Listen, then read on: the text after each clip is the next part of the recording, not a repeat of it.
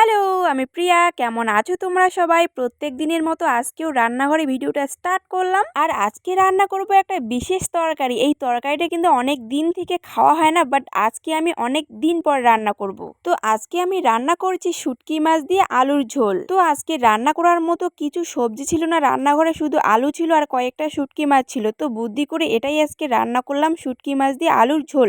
তো এই তরকারিটা কিন্তু আগে অনেক খেতাম, বাট এখন আর খাওয়া হয় না।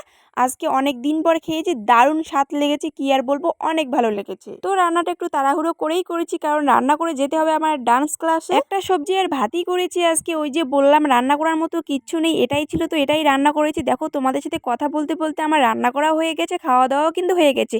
আর আমি ডান্স ক্লাসে বেরিয়েও পড়েছি। অর্ধেক রাস্তা গিয়ে মনে পড়েছে যে ও হ্যাঁ, আমি তো ভিডিও করতেছিলাম। দেখো অর্ধেক রাস্তা কিন্তু আমি চলে এসেছি।